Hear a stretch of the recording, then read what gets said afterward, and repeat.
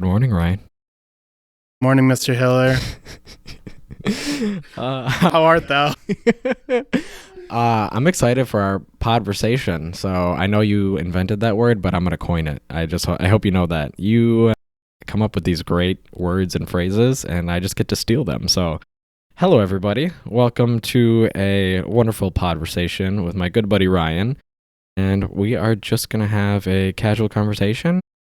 Catch up. We haven't talked in a while. How are you? I'm doing great. Recently married. Pretty excited about it. Lots of big moves in the Zadrazil household. The Zadrazil household. That's another good phrase. I'm going to get you a wedding gift. That's going to be the sign. I saw pictures. It looked like a beautiful ceremony. You guys kept it, nice and casual, like 300, 400 people. It was pretty nice. Divided by a lot. Yeah. It's been a couple of weeks now. So how is the new wedding feeling sinking in? It's interesting because we talked about it and we're like, have you noticed any significant changes since getting married? Because we've been living together for almost a year now. And we couldn't come up with any significant changes. It's just like life keeps going, but if we're married. We already felt like we were married before that. So it's just really a strong relationship. That's awesome. That's good. I'm very happy for you guys. I know you are a wonderful person. She's a wonderful person. So I'm very excited to be along for the ride and enjoy it. Glad to have you on board. All right. I guess we'll dive into the meat and potatoes, as they say, this podversation. And for those that hate that word, I'm sorry. I'm going to use it a lot throughout our conversation here. But we're just kind of reflecting on a theme. So the last 2 episodes of the podcast, we are talking about why we as people tend to kind of contradict ourselves, why we think one thing or we say one thing and we end up doing another. And it's because of a whole slew of psychological, neurological, and even environmental factors. But each episode I've been kind of going through one. So I went through habits and routines. The last one was social influence and kind of the people we hang around with, or sometimes the environment we're in can really affect ourselves, like just how we react. So I kind of want to continue that conversation, give a little bit of background on why I wanted to talk about it, because it's kind of a personal experience. Recently, I've been trying to not get so angry or agitated. I've been really trying to work on this. And it hit me when I was trying to meet my wife out for dinner one night. We've got our daughters, and they are just crazy, bouncing off the walls. We're inside this restaurant, and they are just going crazy like tornadoes. And I'm telling myself, okay, when Amanda gets here, you're going to be cool as a cucumber. You're going to be relaxed. You're not going to be mad. You're not upset. The kids are just being kids. And 5, 10, 15 minutes goes by. So now I'm just getting a little more irritated. I'm hungry. She's running a little late. The kids are destroying the restaurant at this point by now. I mean, they've broken a couple of things. And then I see my wife. And just all of my thoughts of, hey, you're going to be happy, smiley. Everything's going to be peachy keen, just out the window. And just went right back to default. I'm upset. You're kind of late. The kids are crazy. I'm hangry now. And we couldn't even eat there because it was full. So I left that restaurant just feeling really bad. A couple of reasons. I yelled at my kids for just being kids. I was mad at my wife for things she didn't even know what was going on. And I was mad at myself because I kept telling myself, like, hey, you're going to change.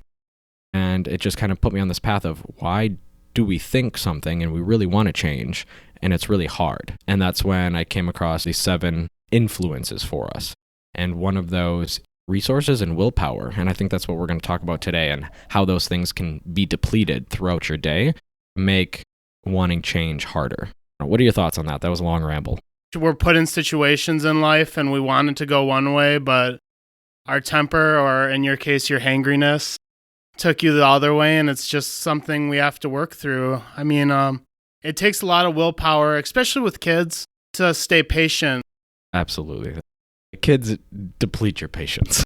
As someone who's volunteered a long time for a youth sports league, I know the pain of watching parents try to get the kids to put on their football pads or listen to the play in the huddle. It's a battle. I coached my oldest daughter's soccer team last year, and boy, if you've ever heard the saying of trying to herd cats, That's what it's like trying to run a youth sports team. It was the hardest, but one of the most rewarding things I've ever done. But I mean, I guess along that line of willpower, I did come across this study, and it's from one of my all-time favorite books. If you've never read it, it's called Switch: How to Change When Change is Hard by Dan and Chip Heath. If you know me, I've recommended this book to pretty much everybody, anytime anyone asks for a book recommendation. And inside of it, they cite this study that was done at this college university. And it's just super fascinating when it comes to how easily willpower can be and is depleted. So what they did is they took a group of college kids, and they said that they were here for one experiment. They were brought into a room that just smelled delicious of freshly baked chocolate chip cookies. Now the control group, on the table, there was chocolate chip cookies and a bowl of radishes. They were told, oh, hey, you can snack while we go through this test. Feel free to have a cookie, have a radish, do whatever you want. Obviously, nobody took the radish. All the college kids ate all the cookies. They did the test. They thought they were done with the experiment. Well, the real experiment was just about to start. As they were leaving, they had another experimenter kind of come out and say, hey, we're really sorry. We're running this other test in this other room. We've got this quiz or this puzzle, and high school kids say they can solve it faster than college kids.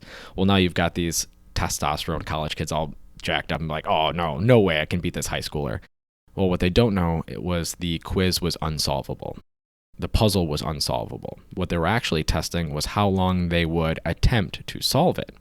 So the group that got to either cookies went and did this test. Now the next group came through, same room, they've got cookies and radishes on the table. They were told, hey, really sorry, those cookies are for the next round of experiments, but feel free to eat a radish. They couldn't eat the cookies. Now they were told, same thing, and they said, hey, can you do this test with us? And the results were fascinating.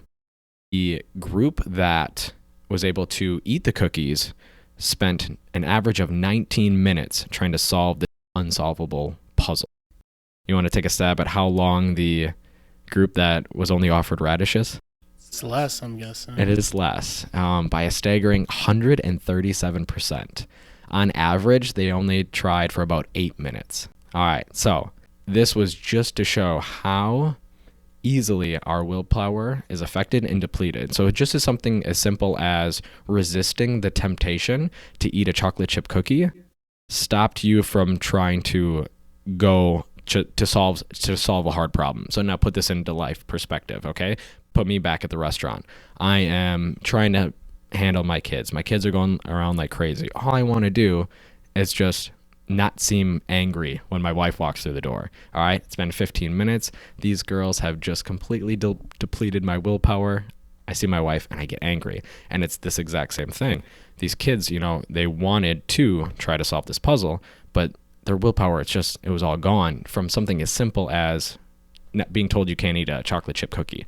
So if you think about your life and all the struggles and, just things that you have to deal with in your normal day-to-day, when you see it through that lens, it's actually pretty easy to see how by the end of the day, your willpower has already been depleted by so many things in your environment. It's pretty crazy. But yeah, 137%. It's nuts. Gotta start eating more radishes. Yes, the moral of the story is suck it up and eat the radish. It almost goes to say you have to really be conscious of the environment you put yourself in throughout the day. A good example, if you're trying to go on a diet, having those foods like chocolate chip cookies, having those things in the cupboard and just forcing yourself not to eat them every day really depletes your willpower.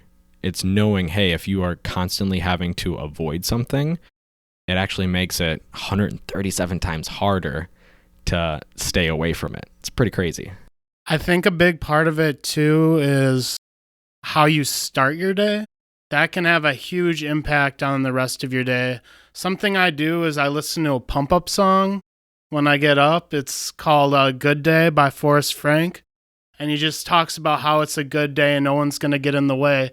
And it sounds really cheesy, but that Good Day song leads to me taking a walk and then doing my Bible app and catching my Pokemon for Pokemon Go. And the next thing you know, I'm revved up to get started for work.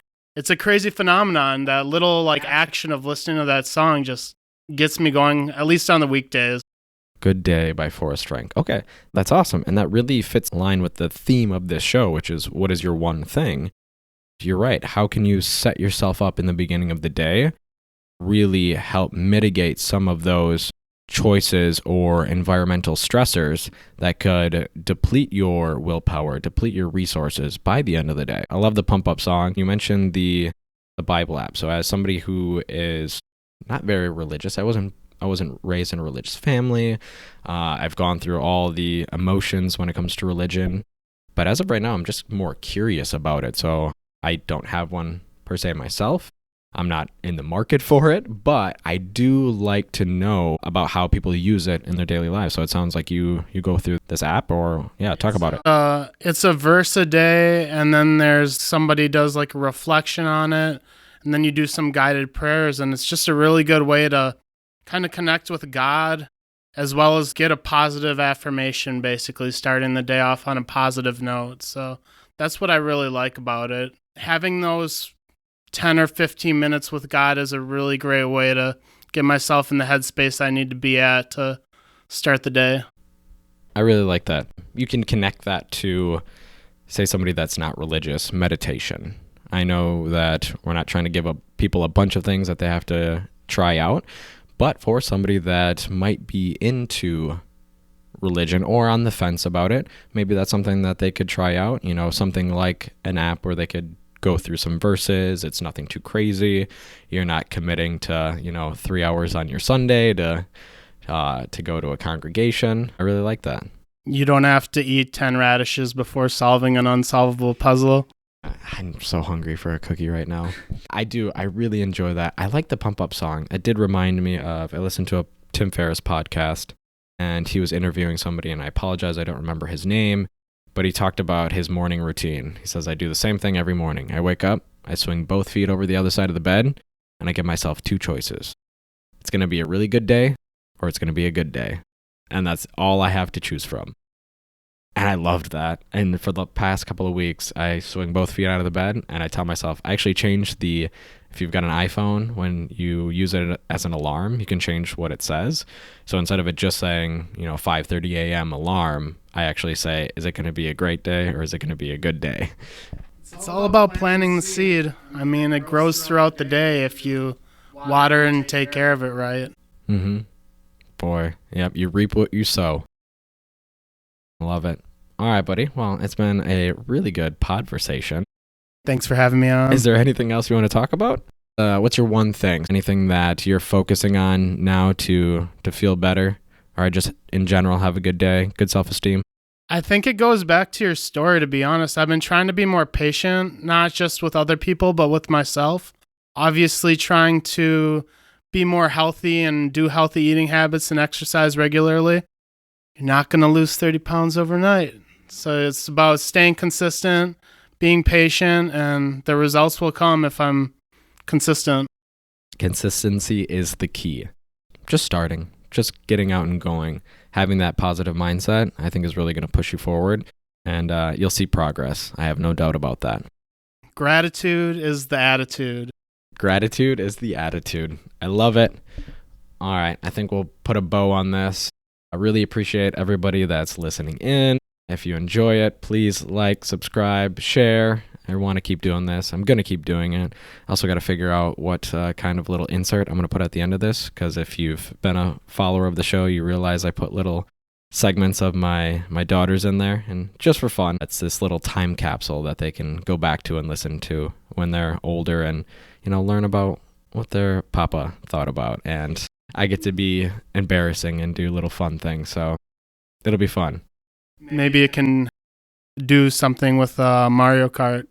I was going to suggest we just play Mario Kart while we record the podcast, That but it's kind of hard here. Next podversation will be over a intense game of Mario Kart where my 6-year-old will get really angry at us and throw a controller. All right, until next time, keep finding or doing your one thing, and we will be back next week, and we'll continue this conversation on how to do the things you say you want to do and actually stick to it. All right, enjoy your lovely morning, day, night, whatever it is when you listen. All right, Ryan, talk to you soon, buddy. Talk to you soon. What do you want to be when you grow up? I want to work at a bar just like Mama. Oh, okay. Oh, it's nice. Yeah, what do you want to do when you grow up, Indy? And the girl Robin says, want to be princess.